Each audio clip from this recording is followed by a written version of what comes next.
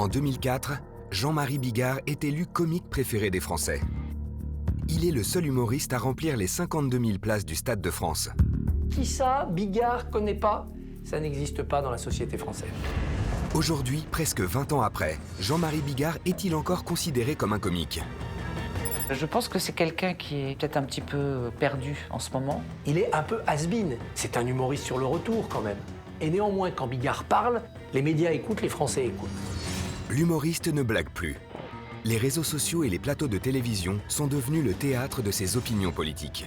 Emmanuel Macron, dictateur de mes couilles. Terminé! La chloroquine, fini! Didier Raoult, crucifié! Moi, j'en ai plein le cul. Tu vois, on est quand même gouverné par des guignols, quoi. Où il ne veut plus nous faire rire, où il veut nous faire peur. Et c'est pas son rôle. En colère contre le gouvernement, Jean-Marie Bigard vocifère, insulte et choque. Ses coups de gueule sont de plus en plus extrêmes. Quand même Agnès Buzyn qui est maintenant protégée en Suisse. Espèce de grosse connasse! Il est persuadé qu'il a la voix du peuple. Il dit tout fort et il crie tout fort ce que plusieurs pensent tout bas. Sa proximité avec les Gilets jaunes divise. Un humoriste qui porte ses couilles! C'était naturel pour Jean-Marie d'aller à leur secours, comme c'était naturel pour moi. Ses théories sur la crise sanitaire inquiètent. Pour certains, il est un dangereux complotiste. Les décideurs! Cette va, les décideurs, ils sont aux ordres du pognon! Quand on commence à utiliser sa notoriété en mentant, ça commence à devenir extrêmement dangereux. Tous les gens qui tiennent des propos complotistes, qui affirment des choses sans preuve, sont des gens dangereux. En ça, Jean-Marie Bigard ne fait pas exception. Même le monde artistique se désolidarise de l'humoriste. J'ai plus de respect pour un homme politique qui viendrait dans le milieu de l'humour que le contraire. La politique et l'humour, ça n'a jamais fait bon ménage. Il faut qu'on reste à notre place, on est des bouffons. Pourtant, il n'a jamais été aussi populaire sur les réseaux sociaux. Il est passé de 600 000 abonnés à 1,2 million d'abonnés. Il a même envisagé de se présenter à l'élection présidentielle en 2022. Est-ce que cette candidature, ce pourrait être la vôtre? Oui. Il aimerait bien être Dieu, peut-être même, mais il doit se contenter d'être Bigard. Jusqu'où est capable d'aller Jean-Marie Bigard? L'humoriste fait-il peur aux hommes et aux femmes politiques? La face cachée de Jean-Marie Bigard, enquête et révélation sur l'homme le plus contesté de France.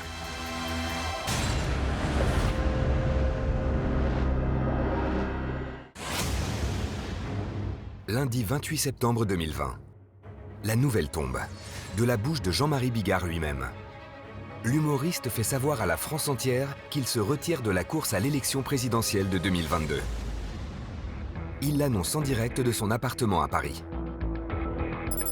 Français, c'est un scoop, je vous le dis aujourd'hui, je me retire officiellement de cette candidature à la présidentielle. D'abord, ce n'est pas une surprise qu'il renonce. Quand vous êtes candidat à la présidentielle, vous devez vous exprimer sur tout. Que pensez-vous de Poutine? Quelle est votre politique agricole?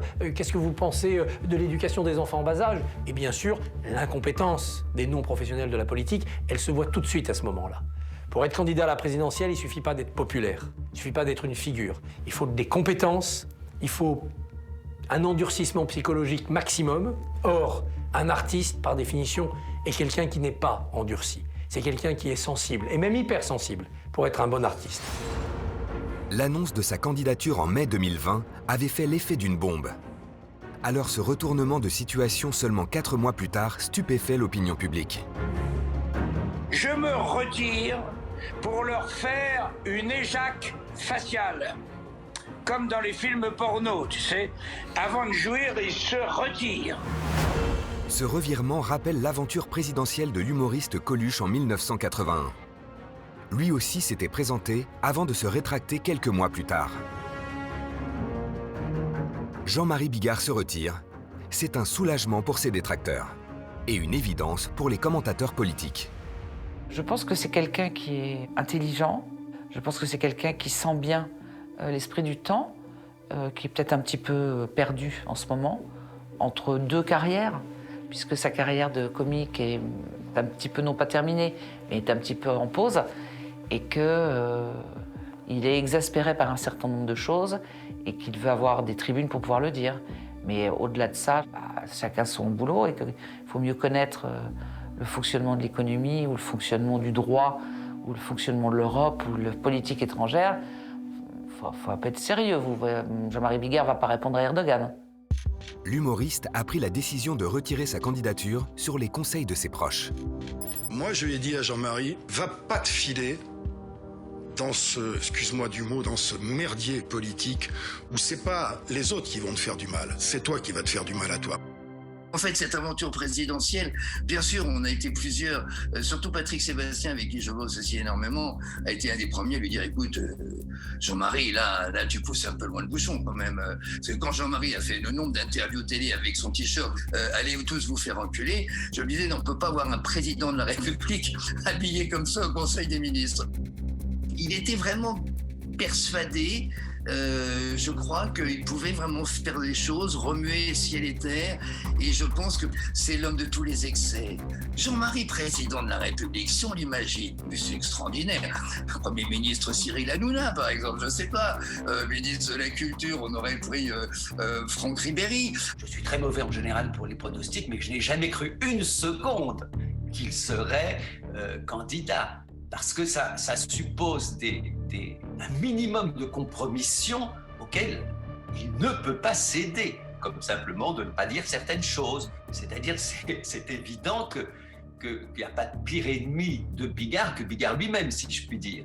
Bigard, son âge, c'est 6 ans et demi, juste avant l'âge de raison. Ça dit quelque chose de quelqu'un qui aimerait bien, sans doute, être président de la République. Je vais vous dire, il aimerait bien être pape, même, parce qu'il y a en lui une religiosité assez étonnante. Il aimerait bien être Dieu, peut-être même, mais il doit se contenter d'être Bigard. Pourtant, le peuple français aurait pu l'élire président. Fin mai 2020, un sondage IFOP pour Valeurs Actuelles le crédite de 13% d'intention de vote s'il se présente. Alors, en quelques jours seulement, Bigard va passer de comique populaire à futur présidentiable. Retour sur les prémices d'une pré-campagne qui a vite tourné court.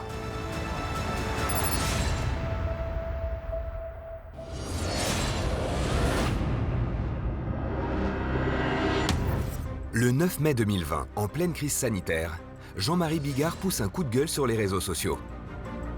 Bon, c'est bon, hein, les gars, là, je sais pas si ça se voit sur ma gueule, mais ça y est, là, j'en ai plein le cul, là.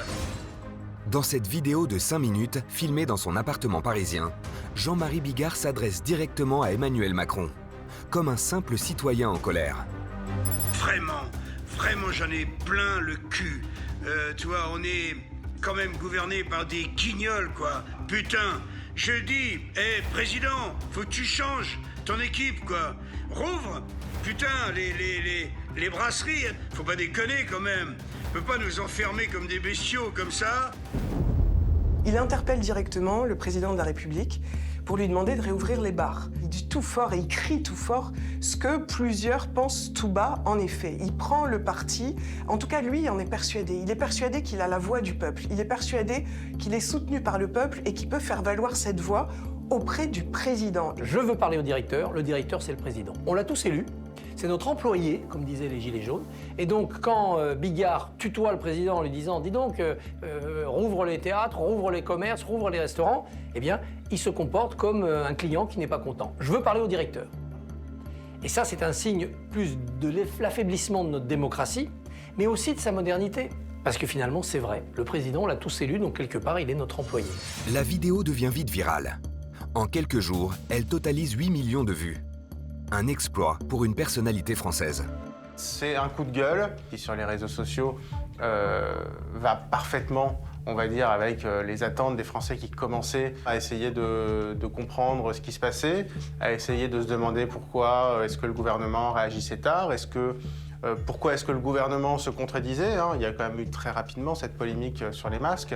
Et donc finalement, très rapidement, la question de la gestion de la pandémie par le gouvernement s'est posée. C'est vrai qu'il y a eu un premier ras-le-bol, et c'est vrai que Jean-Marie Bigard l'a totalement symbolisé. Putain, je dis, président, faut que tu changes ton équipe, quoi.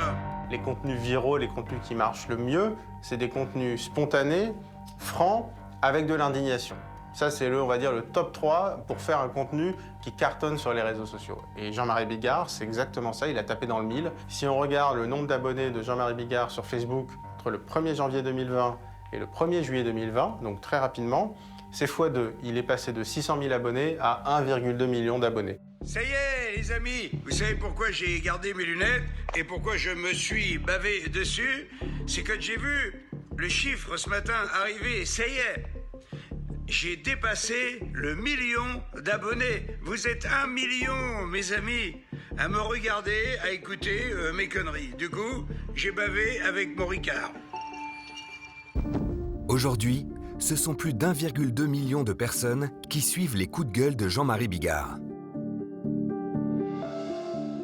Et pendant la crise sanitaire, privé de scène, il est très présent sur les réseaux sociaux. Peut-être qu'en temps de Covid, comme les salles de spectacle sont fermées, théâtre pareil, donc plus de spectacle pour lui, il s'est trouvé une nouvelle scène, et c'est la scène médiatique, la scène des réseaux sociaux, qui l'occupe plein pot. Les réseaux sociaux remplacent les salles de spectacle. Message au président de la République, Emmanuel Macron. Ce qu'on attend de toi, qui est notre président, et tu es le seul à pouvoir le faire, c'est que tu nous donnes un putain d'échéancier, quoi.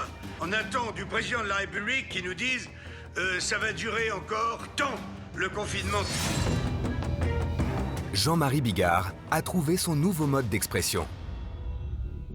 Jean-Marie Bigard, il fait le buzz. On a son image plein pot, avec son visage grossi parce qu'il se filme à 2 cm de la caméra. Et à chaque fois qu'il fait des vidéos, c'est lui. En fait, on ne voit que lui, on ne voit que son visage. Comme s'il fallait qu'il absorbe tout l'espace médiatique. Message au dictateur. Notre dictateur, Emmanuel Macron.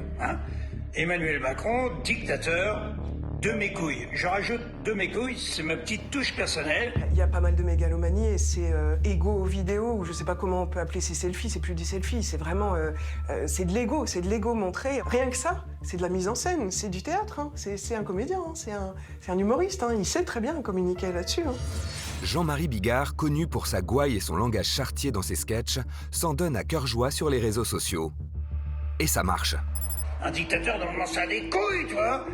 Vraiment, tu pourrais dire, par exemple, en claquant dans tes doigts, à ton putain de ministre de la Santé de merde, Olivier Véran, tu pourrais dire, écoute, tu sais quoi, on va rouvrir les terrasses. Évidemment, la vulgarité fait vendre, c'est évident, mais en même temps, ça fait partie de l'ADN de Jean-Marie Bigard. C'est quelqu'un à qui on ne reproche plus d'être vulgaire. Et c'est vrai qu'un contenu vulgaire, c'est un contenu forcément qui marque les esprits un peu plus. Moi, ce qui m'a choqué, c'est que je trouvais qu'avec...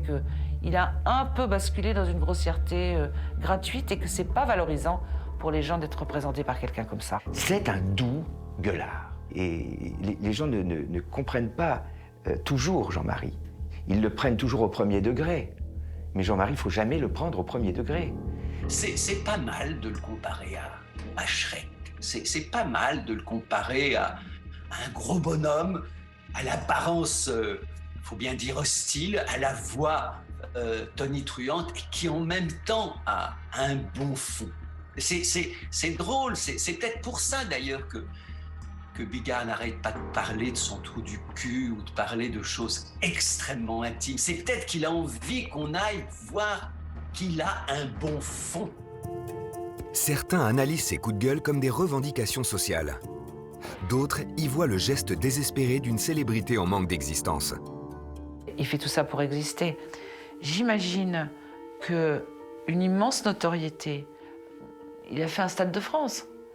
Quand vous avez tous ces gens qui vous acclament, c'est quelque chose de grisant, et que la descente, après avoir été aussi haut, aussi starisé, le fait de ne plus l'être, je veux dire, il ne serait pas le seul à vivre ça de façon extrêmement difficile, voire être déprimé, voire être malheureux. Je pense que ce sont des carrières où les hauts sont très hauts et les bas sont très bas, et qu'après, pour exister, quelquefois on fait n'importe quoi. Et Jean-Marie Bigard est capable de tout, et envers tout le monde. Peu importe que l'on soit un citoyen lambda ou l'homme à la tête de l'État.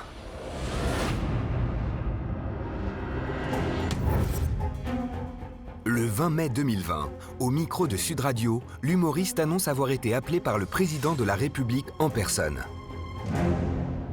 Je ramène ma gueule je chie sur le président et le président m'appelle pour me dire vous avez raison.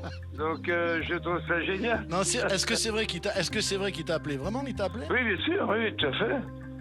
Il t'a appelé, Je te dis, c'est un scoop, mais c'est vrai, il m'a appelé, il m'a dit oui, vous avez raison, nous allons faire un putain d'échéancier, m'a-t-il dit, comme j'avais demandé, donc c'était assez mignon, quoi. Un coup de fil présidentiel à un opposant, un acte rare. La nouvelle fait du bruit et suscite l'interrogation des médias. Emmanuel Macron, c'est pas la première fois qu'il contacte comme ça une personnalité qui s'est exprimée publiquement. Il l'avait fait auprès de Didier Raoult. Il était allé le voir à Marseille. Il avait contacté Éric Zemmour quand il avait été agressé dans la rue. Il avait aussi appelé, et ça avait fait tout un foin, De Villiers sur l'ouverture du Puy du Fou. Donc c'est pas la première fois qu'Emmanuel Macron s'approche de ce type de personnalité, probablement plus sur une volonté personnelle que très réfléchi au niveau du gouvernement d'ensemble. C'est vrai que c'est assez étrange parce qu'on se dit c'est pour faire quoi? Il y a eu tout un mouvement, un peu à mon avis, qui était un peu bidon, sans vouloir être désagréable, disant qu'il y avait une inquiétude d'une candidature populiste et qu'il y avait un vent de panique à l'Élysée. Bon, tout ça, je pense que c'est des clowneries, mais qu'il y ait un manque de proximité avec une source de bon sens populaire que Bigard peut incarner.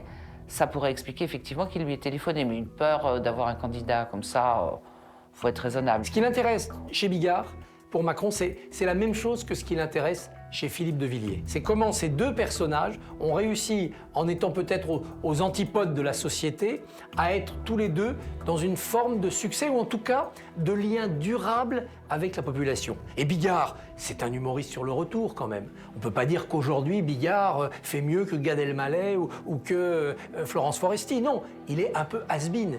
Et néanmoins, quand Bigard parle, quand Bigard fait de la politique, quand Bigard exprime quelque chose, les médias écoutent, les Français écoutent. Cette durabilité de l'influence, je pense que c'est ça qui intéresse Emmanuel Macron. Voilà un homme qui n'a plus aucune raison d'avoir un impact populaire, sa carrière est derrière lui, et il a toujours un impact populaire. Il ne crée pas de l'indifférence. Qui ça, Bigard, connaît pas? Ça n'existe pas dans la société française. Selon Jean-Marie Bigard, Emmanuel Macron l'aurait appelé pour le consulter. Il lui aurait même promis un échéancier pour la réouverture des bars. Après, le problème avec Jean-Marie Bigard, c'est que, comme il est probablement en manque de notoriété ou en mal de notoriété, de reconnaissance en ce moment, il a raconté tout et puis ça a un peu dégénéré et ça n'a probablement pas fait un très bon effet. Si Bigard va raconter partout sa conversation avec le président de la République, c'est parce que Emmanuel Macron le veut bien. Mais à partir du moment où Emmanuel Macron prend le téléphone, considère Bigard, l'écoute, lui répond, discute, traite presque d'égal à égal, en tout cas intronise Bigard comme l'ambassadeur d'une certaine France. Emmanuel Macron sait pertinemment, et il veut profondément, que Bigard aille le raconter. Comment ça, je suis le président des riches? Mais est-ce que Bigard parlerait 1 heure avec le président des riches? Bien sûr que non. Donc, en laissant faire cela, en sachant que ça va advenir, Macron fait de la politique. Et il compte sur ce Bigard qui se croit ambassadeur du peuple auprès de Macron pour être en fait l'ambassadeur de Macron auprès du peuple. La stratégie du président fonctionne. Jean-Marie Bigard fait le tour des plateaux de télévision. Il raconte l'improbable coup de fil à qui veut l'entendre. L'humoriste est flatté d'avoir été appelé par l'homme le plus puissant de France.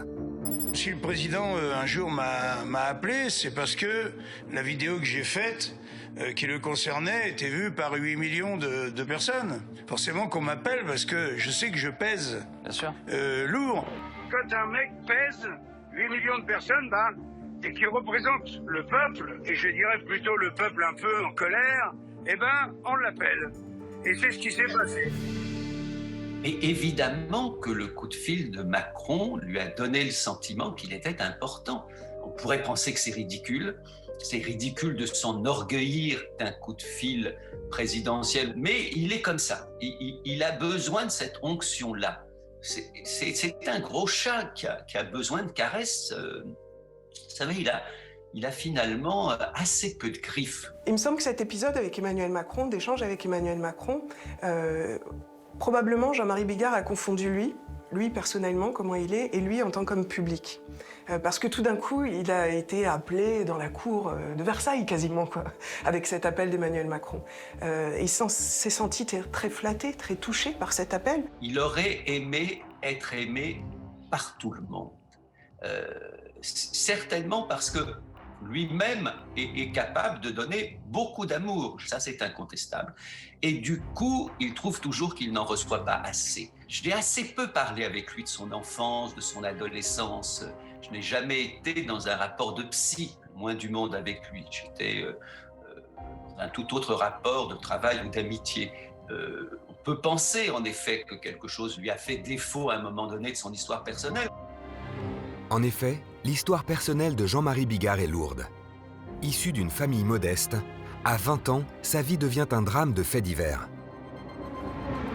Jean-Marie Bigard, en tout cas, ce que beaucoup de gens ne savent pas, n'a pas toujours eu un parcours facile. Il vient d'un milieu modeste, sa maman travaillait à l'usine, son père était charcutier, et puis il a eu des épreuves terribles dans sa vie. Sa maman est décédée d'un cancer, ça l'a énormément marqué, et son père, chose encore, on va dire, effroyable pour lui, a été assassiné parce qu'il avait refait, justement, après le décès de sa maman, il avait refait sa vie avec une dame dont le compagnon n'avait pas supporté en effet cette nouvelle histoire, et donc il a été, son papa, assassiné, poignardé dans des conditions, je crois, effroyables. Je pense qu'il a vécu tout ce que peut vivre de pire un enfant. Une des pires, en tout cas, aura été d'avoir découvert le corps de son père mort et lacéré de dizaines et de dizaines de coups de couteau par un garçon. Mais ce que très peu de gens savent, c'est que Jean-Marie a pardonné.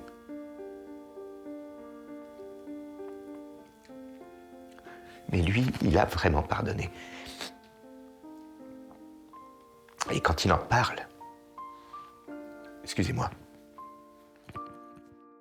Une tragédie dont Jean-Marie ne parle que très rarement. Et d'ailleurs, c'est peut-être ça aussi qui analyserait en fait sa démarche présidentielle pour arriver si haut, tel qu'il a fait, même de se lancer pour le Stade de France. Il y a une sorte d'inconscience. Et que du coup, cette inconscience a peut-être poussé de dépasser la mesure. Voilà, comme je vous dis, c'est l'homme de tous les excès. Le coup de fil du président est pour Jean-Marie Bigard une façon de se sentir exister, aimé. D'après Jean-Marie Bigard, Emmanuel Macron et lui se sont parlé souvent au téléphone. Je ne connais pas le nombre d'échanges entre Jean-Marie Bigard et Emmanuel Macron, bien évidemment. Je peux dire qu'ils ont été nombreux, bien évidemment, sur une période relativement courte, mais nombreux. Aujourd'hui, ils ne se parlent plus, parce qu'il est devenu infréquentable, et ça peut avoir des connotations négatives sur sa réélection. Là où il a ressenti la blessure d'homme, c'est que tout d'un coup, il a été appelé donc, dans la cour de Versailles, et après, le lien a été rompu très très rapidement. Donc il ne pouvait plus murmurer dans l'oreille d'Emmanuel Macron, et je pense que oui, il l'a vécu comme une véritable blessure, comme un affront. En effet, le président ne le rappellera plus. Jean-Marie Bigard vient déverser sa rancœur au micro de Sud Radio. Il t'a rappelé depuis Jamais, je ne suis plus qu'une merde maintenant pour lui. Parce que je ne lèche pas le cul du prince. Bah oui, donc oui. je suis forcément un ennemi pour lui. Jean-Marie Bigard vit l'indifférence d'Emmanuel Macron comme un nouveau rejet, un nouvel abandon. À la suite de ce battage médiatique, un sondage IFOP crédite Jean-Marie Bigard de 13% d'intention de vote s'il se présentait à la présidence de la République. L'humoriste est galvanisé. Il annonce sa candidature en direct à Thomas Misraki sur BFM TV. Est-ce que cette candidature, ce pourrait être la vôtre? Eh bien, ça pourrait, si ça pouvait aider au peuple à avoir une voix sincère qui ne ferait partie d'aucun parti politique, oui. Je lui pose la question, est-ce que vous souhaiteriez vous présenter à la présidence de la République? Il répond oui. Jean-Marie Bigard stupéfait tout le monde avec son annonce de candidature à la présidentielle. Mais ce n'est pas la première fois que ses propos ou ses engagements dérangent et choquent.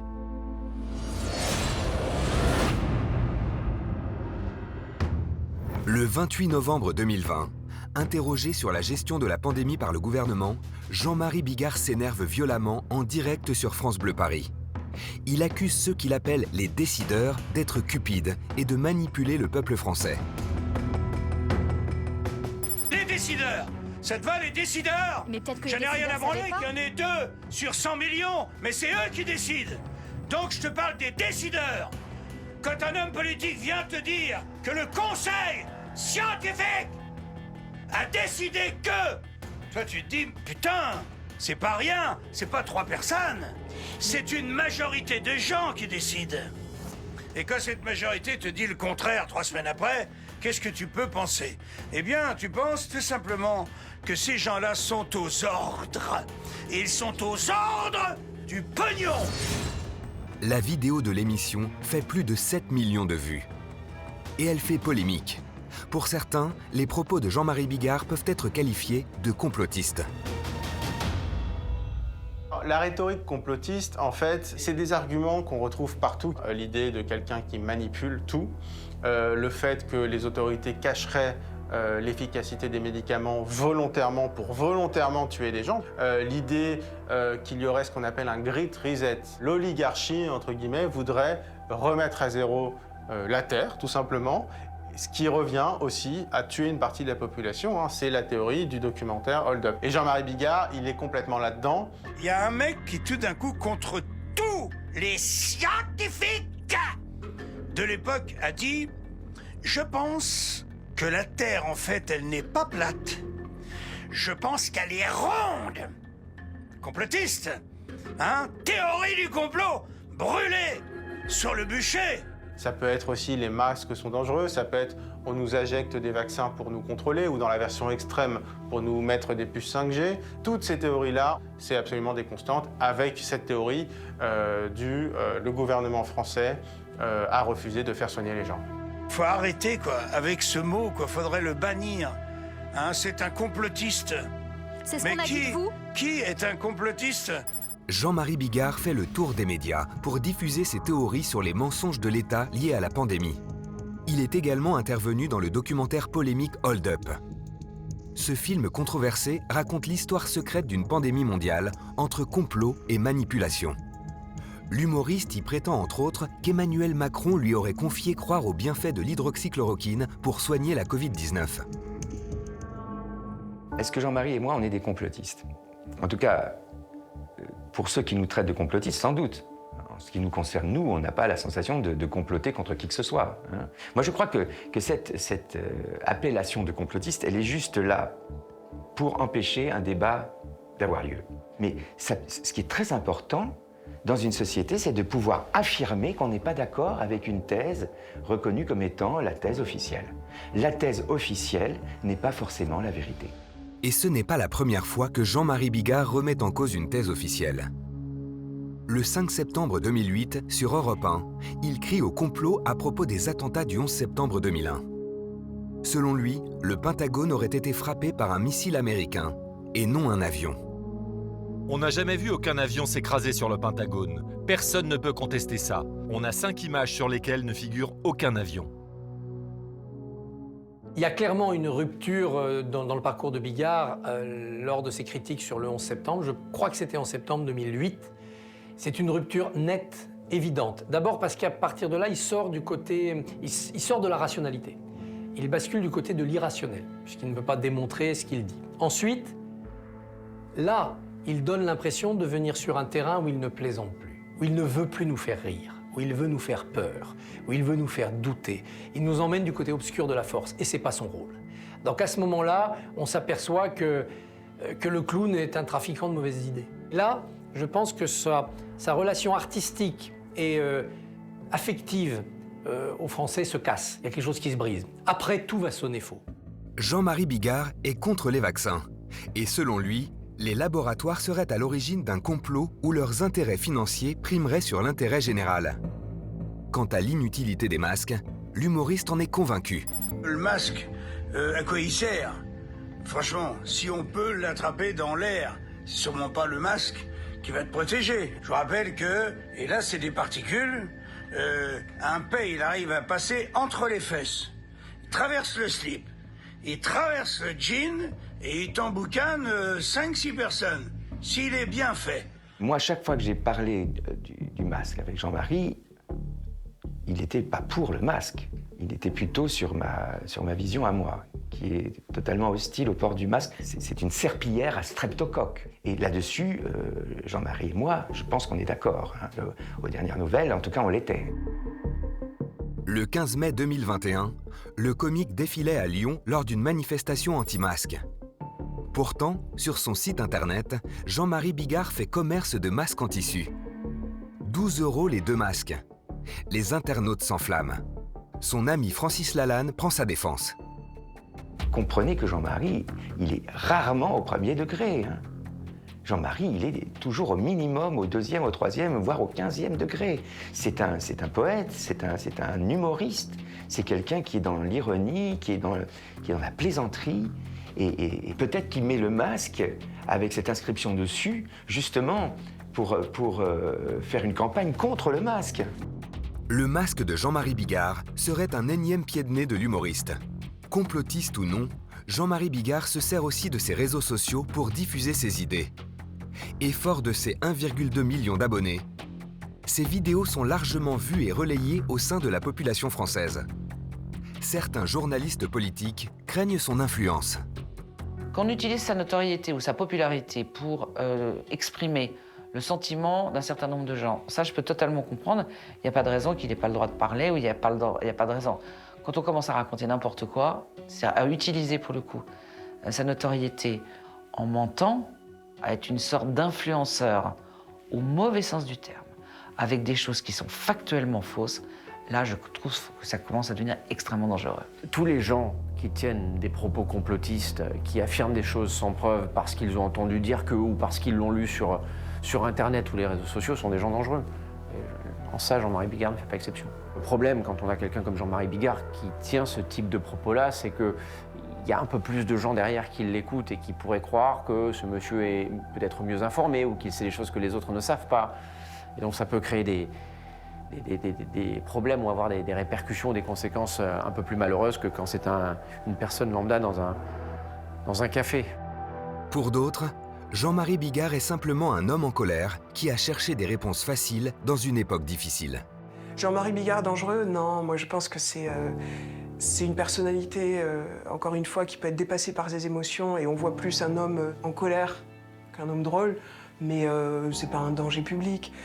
Si on pourrait le penser dangereux, c'est pour sa santé. Je pense que Jean-Marie Bigard a peut-être montré qu'il était aussi un Français comme les autres, c'est-à-dire un Français qui en a marre, et un Français qui a voulu chercher des coupables, des explications, parce qu'en fait, le succès de ces théories complotistes, il faut aussi le rappeler, c'est parce que c'est insupportable de ne pas savoir de quoi demain sera fait, de ne pas comprendre la situation. Et c'est tellement rassurant d'avoir des explications simples, clair, parce que ça veut dire qu'on a une solution qui peut être extrême, c'est-à-dire mettre à mal tout le système, mais au moins ça donne une explication à certains, parce qu'on a besoin d'avoir des choses simples. Le problème, c'est que les choses sont compliquées. Il y a quelques jours, il y a 4 scientifiques top moumoutins, il n'y a rien au-dessus. Ceux-là nous ont annoncé il y a une semaine, terminé. La chloroquine, fini. Didier Raoult, crucifié. Il est mort. Et ce matin, il y en a 3 sur les 4 qui disent « Oh ben, finalement, on se rétracte ». Dans la mesure où on a reçu des enveloppes extraordinairement grosses de Big Pharma. Il faut accepter Jean-Marie aussi comme le raconteur de blagues et le raconteur de conneries. C'est quelqu'un qui n'a pas nécessairement les connaissances qu'il faut pour être un grand journaliste, un grand homme politique, un grand penseur, un grand philosophe. Il croit qu'il peut être tout ça. C'est parfois touchant. Il croit parfois qu'il vous parle philosophie alors qu'il parle Bigard. C'est déjà formidable de parler Bigard. Le parcours de Bigard, c'est le parcours d'un homme qui n'a jamais eu la chance de faire des études, d'être encadré, d'être éduqué. Ça lui a donné un instinct qui lui a permis de faire carrière d'humoriste. Ça lui a donné une liberté de ton parce qu'il n'avait pas de bonne éducation et de code. Il ne fréquentait pas des milieux où il devait se faire apprécier. Donc c'est très bien pour sa carrière. Mais en revanche, ça ne lui a pas donné le cadre intellectuel, tout simplement, pour, à l'époque des réseaux sociaux, des fake news, du complotisme, résister. et tout simplement faire preuve de bon sens et de rationalité. Donc, à la fois, je n'en veux pas à Bigard parce que c'est normal qu'il soit tombé dans ce panneau-là. Et à la fois, je lui en veux parce que je pense que quelqu'un comme Bigard aurait pu, après, faire machine arrière et être un ambassadeur de l'anticomplotisme. Et ça, je ne comprends pas pourquoi il ne l'a pas fait. Il s'est un petit peu enferré, et c'est sa limite. Le 22 mai 2021, l'humoriste va encore plus loin dans la provocation. Il participe à un rassemblement des antipasses sanitaires au Trocadéro à Paris. Sur scène, il ose un parallèle entre l'étoile jaune et le pass sanitaire. Puis, il s'en prend à Agnès Buzyn et au ministre de la Santé, Olivier Véran. Non au pass sanitaire, non. Et pourquoi il nous collerait pas une étoile jaune pour qu'on soit repéré plus facilement? Quand même Agnès Buzyn, qui est maintenant protégée en Suisse. Quand tu penses que cette connasse, ne va pas payer ses crimes, espèce de grosse connasse, crève! Olivier Véran a du sang sur les mains. Eh bien, c'est un mange-merde, un connard. Et nous n'avons aucune raison de le suivre. Jean-Marie Bigard choque à nouveau et fait réagir le ministre de la Justice, Éric Dupond-Moretti. Comment, quand on est un humoriste qui ne fait plus rire personne, on peut utiliser sa notoriété pour dire des conneries pareilles? Quelques jours plus tard, le 26 mai 2021, c'est au tour de Marlène Schiappa, la ministre déléguée en charge de la citoyenneté, de réagir sur France Info. Ça illustre vraiment les ravages de l'alcoolisme. On a manifestement quelqu'un qui n'est pas dans un état normal et qui prononce des propos absolument honteux et scandaleux. Jean-Marie Bigard est en colère. S'il divise l'opinion publique par ses prises de position sur la crise sanitaire, il crée aussi un cataclysme dans le monde du showbiz.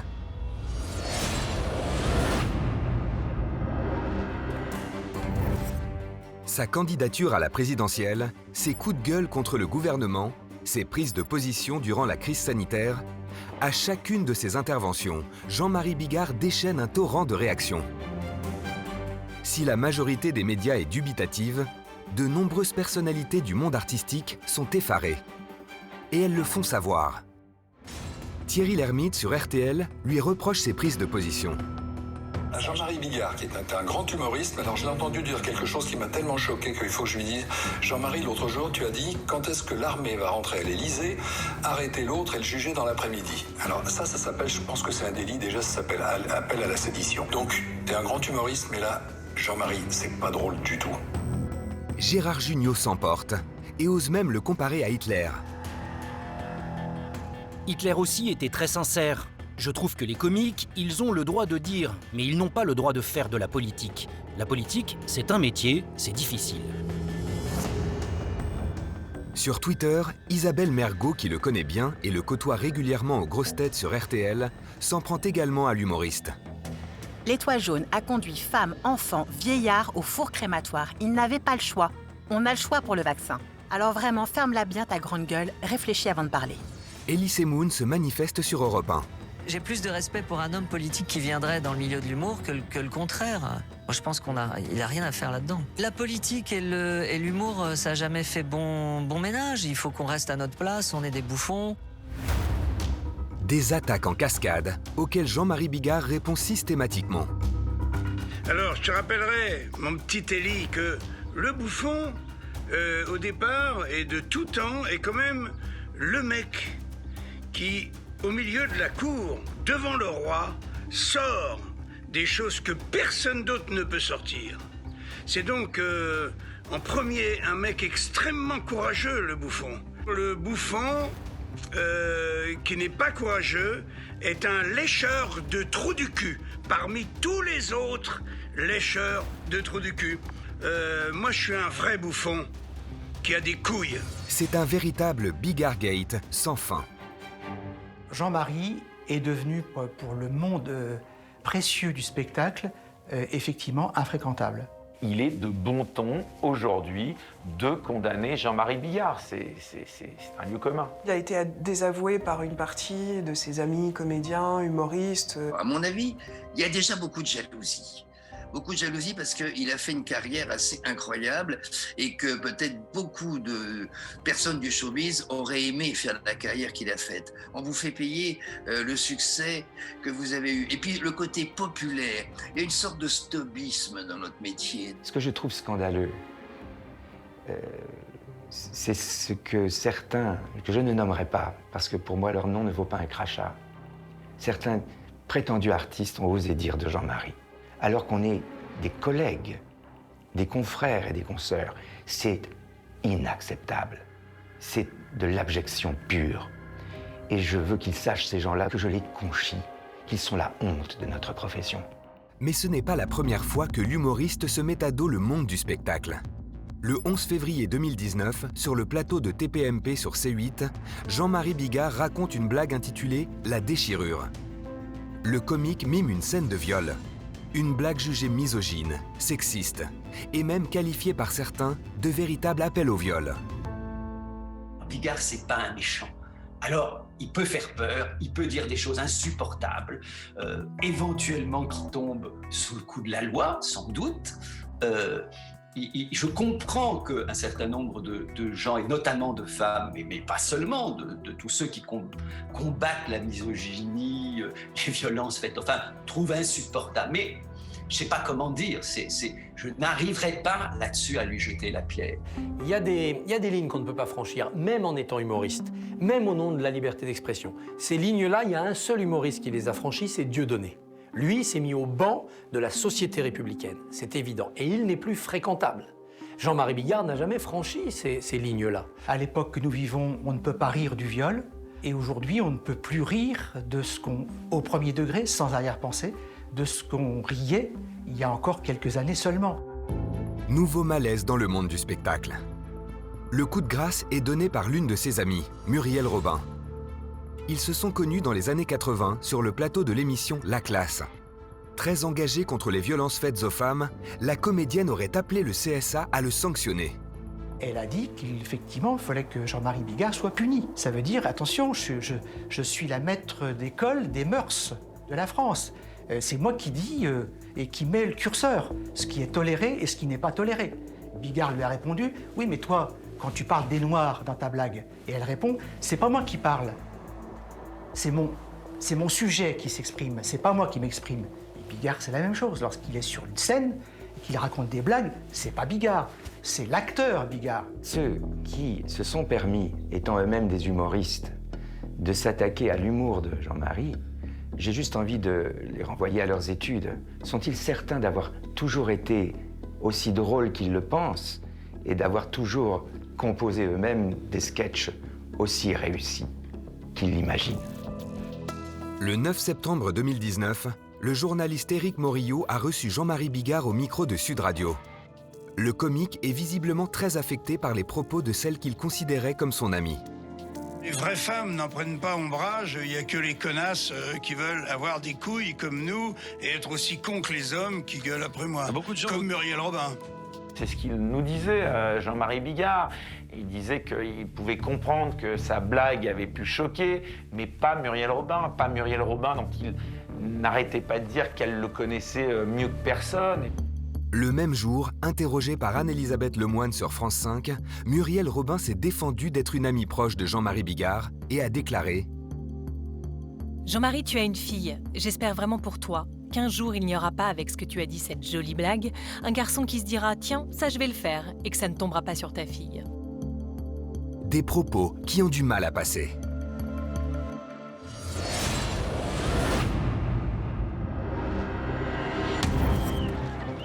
Le 17 novembre 2018, naît le mouvement citoyen des Gilets jaunes. Anti-élite, il réclame plus de justice fiscale et sociale. Il n'en fallait pas plus pour que Jean-Marie Bigard partage cette colère du peuple. Oh, t'es trop mignonne. Oh là là.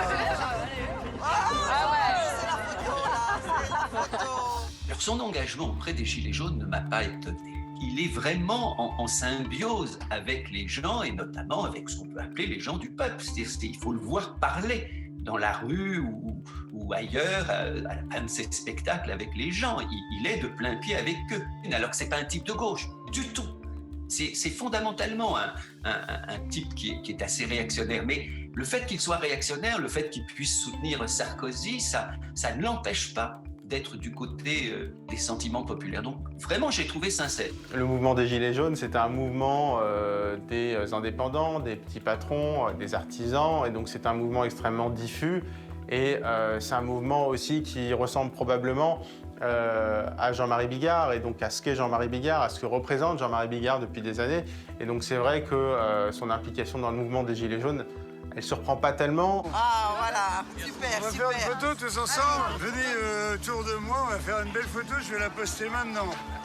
Jean-Marie, c'est quelqu'un qui est d'abord un hypersensible, d'une grande générosité, et lorsqu'il y a un combat actuel social qui le touche, il est prêt à partir immédiatement. C'est vraiment une démarche à la fois volontaire, jamais d'arrière-pensée, jamais de calcul professionnel, en disant si je m'implique dans cette cause-là, il y aura des retombées professionnelles et je ferai de plus d'entrées et je vais mieux gagner ma vie. Il s'en fiche.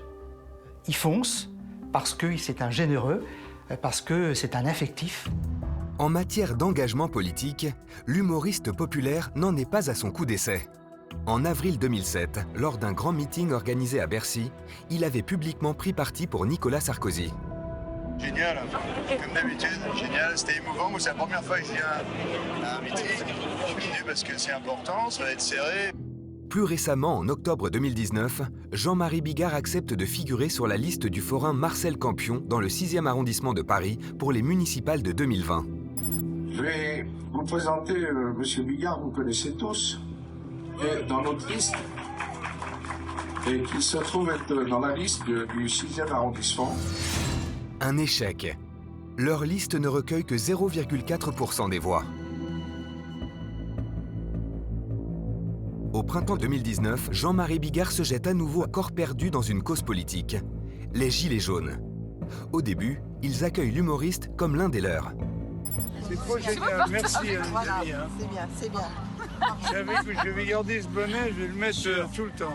Ah. Un humoriste qui porte ses couilles. C'était une évidence pour Jean-Marie, les Gilets jaunes. C'était une évidence pour moi aussi. C'était l'appel au secours de gens qui nous font vivre. C'est notre public. C'est les gens qui viennent nous voir, qui nous ont offert cette chance merveilleuse de pouvoir être des artistes. Et à un moment donné, ils ont besoin de secours. Eh bien, c'était naturel pour Jean-Marie d'aller à leur secours, comme c'était naturel pour moi. Je pense qu'il y a une partie des Gilets jaunes qui se sont reconnus dans cette façon très directe d'aborder les choses, vulgaire, ou en tout cas, oui, très directe, et de dire tout haut les choses qu'ils pensaient tout bas. Et puis aussi cette population qui se reconnaissait peut-être pas dans les métropoles, à la capitale, voilà, c'est hors bobo, hors système. Des gens qui, en fait, il me semble que le point commun, c'était peut-être de voir des gens qui se sentaient pas vus. Et je pense que ce que certains Gilets jaunes ont senti peut-être auprès de Jean-Marie Bigard, c'est ce regard, cette considération.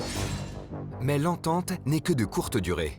Le 12 septembre 2020, lors de la manifestation de rentrée des Gilets jaunes place de la Bourse, il est violemment conspué par la foule.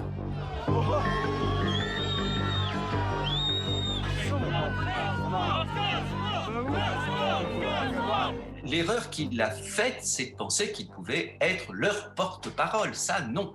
Il ne pouvait pas l'être. Il n'avait ni les capacités, ni même la fibre politique. Les Gilets jaunes, c'est un mouvement cannibale. C'est-à-dire qu'il dévore ses propres enfants.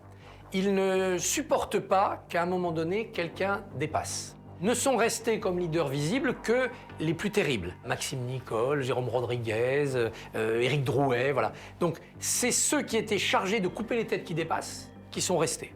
En faisant bien attention à ne pas trop dépasser parce qu'ils pourraient très très bien, eux aussi, prendre le chemin de la guillotine symbolique. Donc les Gilets jaunes, c'est un mouvement qui n'a toléré aucune tête. Surtout des têtes célèbres, gâtées par la vie. Parce que malgré tout, la vie de Bigard, c'est quand même une vie de célébrité et une vie d'agrément. Et donc tous ceux qui ont essayé de dire mes frères Gilets jaunes, je serai, si ce n'est votre chef, du moins votre porte-parole, ça n'a pas marché. Alors les Gilets jaunes sont des cannibales patients. D'abord, ils acceptent le soutien. Et puis dès que la personne se prend un peu trop comme celui qui va dire aux Gilets jaunes ce qu'ils doivent penser, quick. Et là, Bigard a fait cette erreur puisqu'il a dit aux Gilets jaunes ce qu'ils ne devaient pas penser. En l'occurrence, traiter les flics de nazis, si je me souviens bien. Comme il leur a dit ce qu'il fallait ne pas dire, ils l'ont délégitimé, ils l'ont détrôné, ils l'ont décapité. Bigard est chahuté, hué. Il a eu la présomption de s'autoproclamer porte-parole du mouvement. Mais surtout, il s'est désolidarisé du leader Jérôme Rodriguez. Dans un tweet, ce dernier a comparé les policiers à des nazis et l'un des commissariats du 18e arrondissement à un camp de concentration. Pour Jean-Marie Bigard, Jérôme Rodriguez est allé trop loin. J'ai dit que je soutenais, comme depuis toujours, les Gilets jaunes. Ouais. Mais que je me désolidarisais de gens qui ont des propos insoutenables. Pour se protéger, Jean-Marie Bigard se réfugie dans un restaurant durant 45 minutes. Avant de repartir exfiltré en moto. C'est finalement ce qui a le plus choqué Jean-Marie. C'est qu'on puisse finalement lui faire un procès d'intention alors qu'il était justement en train de se mettre en danger et en risque pour ceux qui l'ont, à un moment donné, contesté. Et ça, si vous voulez, c'était le grand paradoxe de ce mouvement. D'un côté, ils appelaient des artistes à venir les rejoindre, et dès qu'un artiste montrait le bout du nez, tout de suite, on lui faisait un procès d'intention. Les Gilets jaunes ne veulent plus de lui et le lui font savoir. J'en ai rien à foutre de Bigard, moi. Ce mec-là n'apporte pas son soutien aux Gilets jaunes. Ce mec-là vient pour le buzz. C'est tout ce qu'il cherche. Il n'est pas venu pour les Gilets jaunes, il est venu pour son audimat. Ce qu'il cherche, c'est à faire du buzz, parce que faire du buzz, ça aide à vendre. Bon, voilà, c'est quand même son métier de base. Après qu'il ait, lui aussi, été touché par la misère sociale, qu'il ait qu'il ait pu ressentir ce besoin de porter des voix, d'aider les plus défavorisés, ça, c'est possible. Les Gilets jaunes ont dit récupérateur, voilà, attends, on sait combien tu gagnes bien ta vie, qu'est-ce que tu viens faire là? C'est difficile, hein. C'est difficile de vouloir, je dirais, aider tout le monde. Je pense qu'il était sincère dans sa démarche, mais que ça a été mal perçu. Son engagement politique n'a pas été compris. Jean-Marie Bigard, sensible et fragile, vit mal ce nouveau rejet.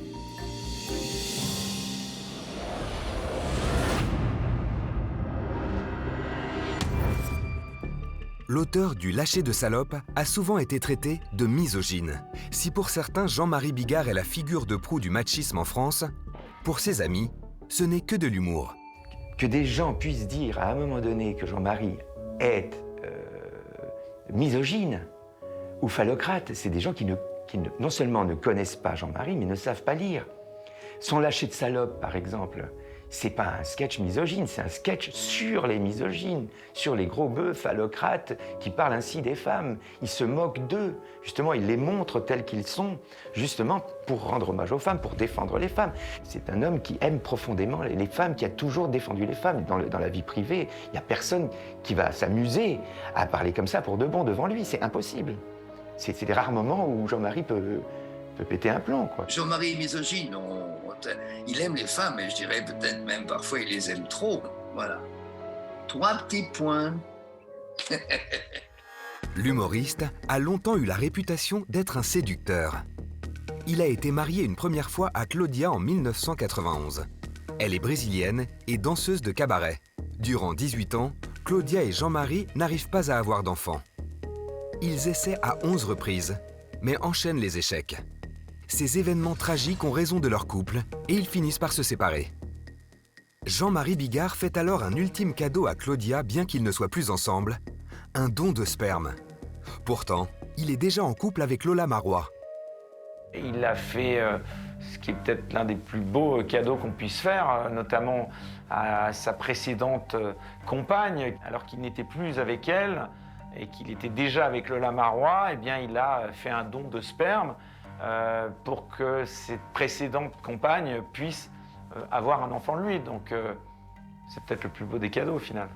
Jean-Marie a toujours été, je dirais, très, très délicat, très sensible, ne serait-ce que déjà avec sa première femme, Claudia, qui a vécu un martyre médical, qui peut-être, pour vous le rappeler, a eu une affection nosocomiale suite à une opération, et après, elle a été quasiment empoisonnée, donc il a menacé de faire un procès, je ne sais pas s'il l'a fait d'ailleurs. Bon, ensuite, ils se sont séparés, et en effet, pour que sa vie soit quand même plus douce à Claudia, il lui a fait un enfant, avec l'accord de Lola. Claudia est à l'époque âgée de 45 ans. Sa santé est fragile et c'est sa dernière chance d'avoir un enfant. Jean-Marie Bigard se confesse sur cette épreuve dans Parents d'abord, le podcast de Télé Loisirs. Cet enfant, il arrive par une fécondation in vitro avec une ovule russe et mon sperme.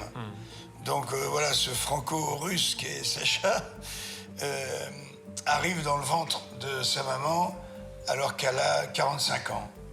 Elle accouche à 46 ans, ce qui est très très très tard. Et une grossesse extrêmement compliquée, je crois. Extrêmement dure.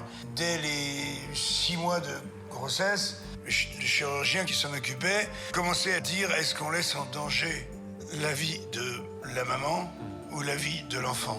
Aujourd'hui, Sacha est âgé de 11 ans et vit au Brésil avec sa maman. Avec la distance, Jean-Marie Bigard ne le verrait qu'occasionnellement. En 2007, l'humoriste fait la connaissance de Lola Marois. La comédienne de Plus belle la vie est de 28 ans sa cadette. Lola, elle tient son bonhomme. Mais c'est parce qu'il a envie d'être tenu aussi.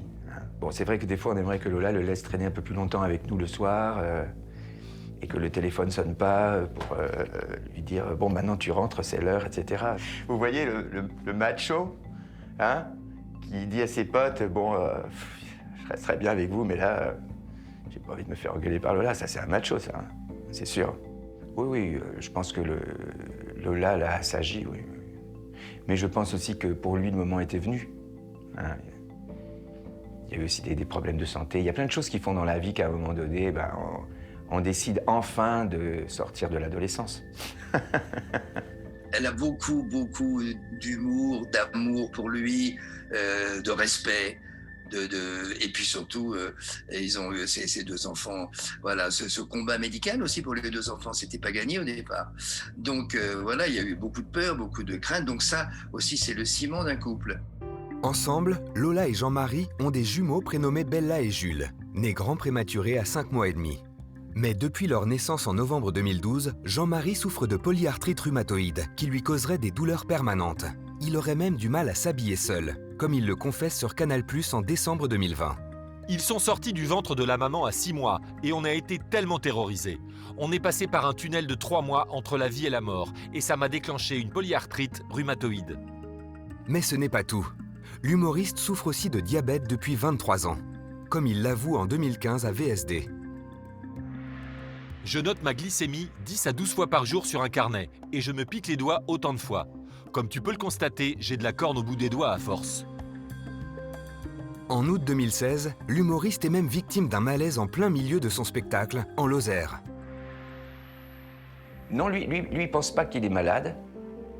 Il pense que si on peut passer un quart d'heure tous les jours à se brosser les dents, si on a du diabète, on peut prendre 10 secondes pour se faire une piqûre. C'est pas un garçon qui s'empêchera de vivre. Non, de temps en temps, il fera un peu attention. S'il a pris un peu trop de poids, il en perdra. S'il faut qu'il arrête de boire un petit peu, ou un peu beaucoup même, ne serait-ce que pour faire plaisir à Lola, il le fera. Mais à un moment donné, s'il a envie de boire un verre de pinard, pardon Jean-Marie, je suis pas en train de cafeter, mais bon, si à un moment donné... et Lola, elle le sait très bien, sûrement.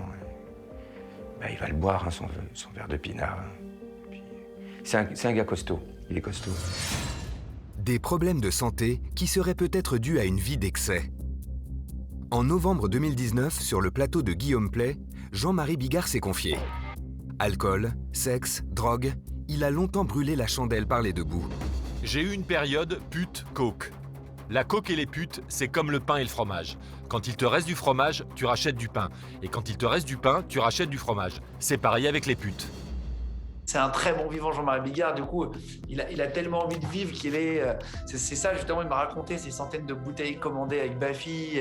Il m'a raconté plein d'anecdotes de soirées, des courses-poursuites avec la police. Il me racontait, il me disait, voilà, je me suis pas arrêté, là, puis ils ont commencé à me suivre, c'est con, là, machin. Mais tu sais, de manière hyper drôle. Et du coup, c'est ça qui en fait un personnage incroyable. Je crois qu'il faut arrêter de prendre les gens pour des cons et qu'à un moment donné, c'est pas parce qu'on dit ça qu'ils vont prendre de la coke et aller voir des putes. À un moment donné, il raconte sa vie à lui, il fait preuve d'honnêteté, c'est-à-dire qu'on se confie des choses. Voilà. Dans ses colères, sa vie personnelle ou ses engagements associatifs, Jean-Marie Bigard est excessif.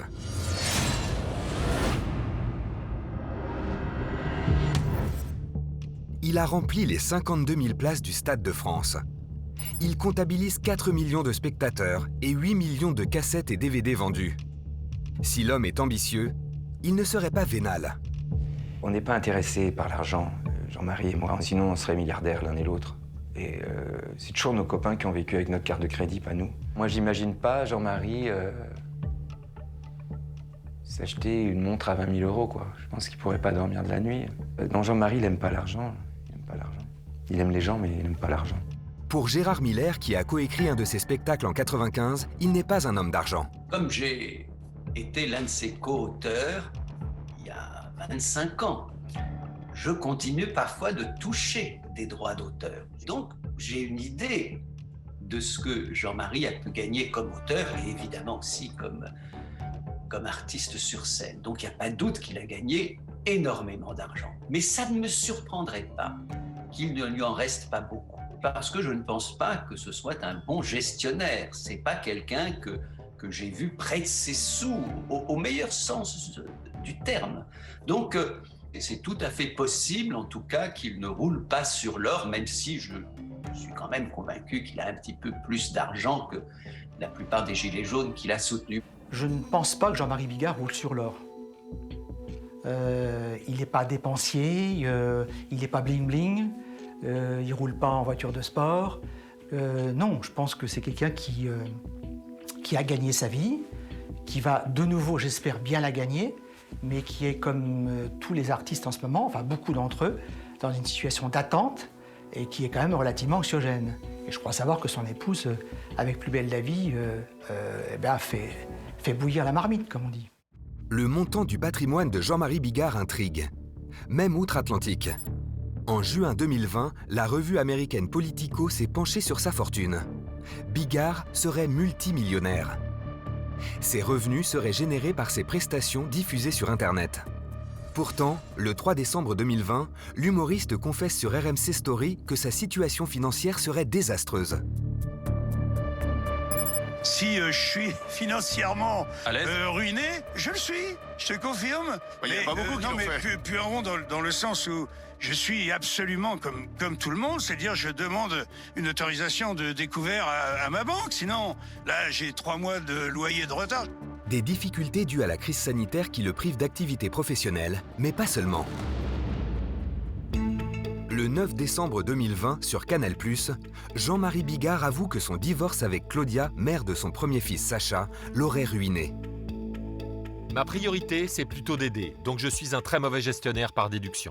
J'ai eu une première femme, je lui ai quasiment tout donné, certainement pour me dire elle ne manquera jamais de rien jusqu'à la fin de sa vie. En 2009, il lui aurait notamment légué des biens immobiliers situés au Brésil et à Hawaï, représentant une très grosse somme d'argent. Si sa fortune est très discutée, sa générosité par contre ne l'est pas. Un des traits quand même frappants lorsque j'ai travaillé avec lui, lorsque je l'ai connu de près, c'était sa générosité. C'est un type qui a très envie d'inviter l'autre, qui a très envie de lui faire plaisir. C'est quelqu'un qui est capable en effet de ne pas compter. Ça se voit immédiatement. On sait que Jean-Marie est très, très, très généreux, puisque quand il jouait, par exemple, Le Bourgeois Gentilhomme ou Clérambault, tous les soirs, il y avait un traiteur, après la représentation, dans le foyer du théâtre, où il offrait vraiment un dîner tout le monde. En 2019, il n'hésite pas à verser la somme de 50 000 € à un agriculteur dans le besoin. En 2020, il emprunte 300 000 € pour venir en aide au neveu de sa concierge atteint d'un cancer de la gorge. Jean-Marie, c'est quelqu'un qui ne garde pas l'argent pour lui. Il donne, c'est une des personnes au monde que je connais qui donne le plus d'argent aux autres. Je sais pas, à la gardienne, à des gens dans le besoin, des gens qu'il ne connaît pas, qu'il va croiser. C'est quelqu'un qui, lui, il ne coupe pas les sandwichs en 2 ou en 3, il les coupe en 15. Quand tu es son ami, tu peux l'appeler à n'importe quelle heure du jour, de la nuit, il va te répondre. Même s'il est malade, même s'il est fatigué. Il est très très discret dans ses bonnes œuvres et il a vraiment œuvré dans l'ombre, il a aidé les gens financièrement. C'est un homme qui a le cœur sur la main. Pour moi, c'est un Don Quichotte moderne, mais comme il emploie les gros mots, on pourrait dire Don Quichotte. Voilà, pour rester dans le thème. L'humoriste serait même l'un des plus gros donateurs individuels de France. C'est d'ailleurs à ce titre-là qu'il rencontre le pape Benoît XVI en 2007 en compagnie de Nicolas Sarkozy. Il a aussi fondé l'association caritative Les Bouchons d'Amour.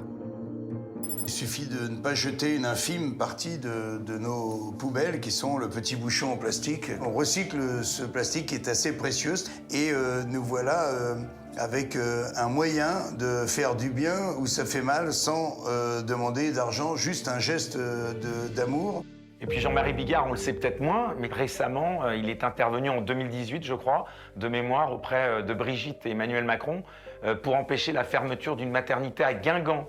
Et en 2020, eh bien, il a obtenu que cette maternité puisse perdurer 5 années de plus. Je viens de recevoir votre message de toute l'équipe de la maternité de Guingamp. Putain, ça me fait chaud au cœur. Donc, la maternité va subsister. C'est une jolie victoire, je vous remercie, je vous embrasse tous.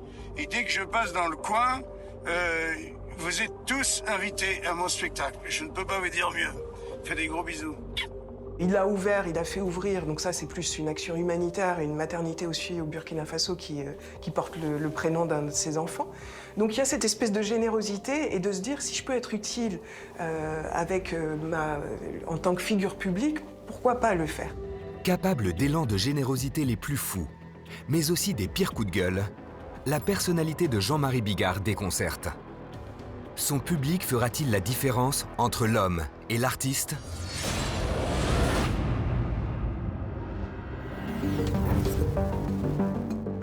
Durant les 3 dernières années, les coups de gueule et les pétages de plomb de Jean-Marie Bigard ont divisé l'opinion publique. Et on en a presque oublié qu'il est avant tout un humoriste. Bonjour les amis, bonjour. Voilà, une blague sur le confinement. C'est le confinement chez Monsieur le Baron avec sa femme, Madame la Baronne. Et à un moment, il lui dit bon, on n'est pas tout à fait ruiné, il dit à sa femme, mais quand même, je me disais que si tu apprenais à cuisiner, par exemple, eh bien, on pourrait licencier le cuisinier. On ferait des économies. Et sa femme a dit, oui, puis toi, si t'apprenais à baiser, on pourrait aussi licencier le chauffeur. En fait, je pense qu'il fait rire, au-delà de la vulgarité, ça, on aime ou on n'aime pas, c'est parce qu'il arrive à rester léger, souvent. Et c'est terrible parce qu'il y a un contraste entre ses colères qui sont là très graves et très lourdes et sa légèreté sur des blagues, sur des photos, sur des choses qui montrent et qui restent légers.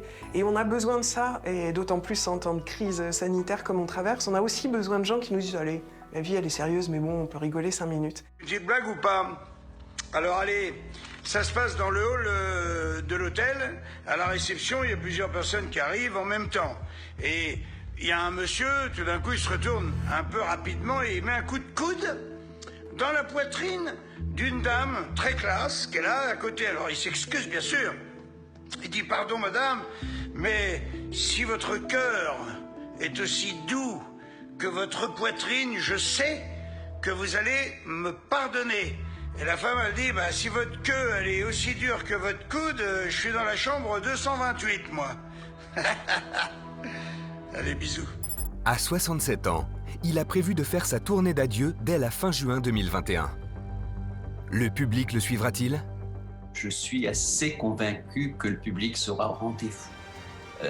Je pense que le public ne lui en veut pas de ce qui a pu se passer ces derniers temps. Je crois qu'il a, ce public, surtout envie de s'amuser et qui sait qu'avec Jean-Marie, dans cette dernière tournée, il s'amusera.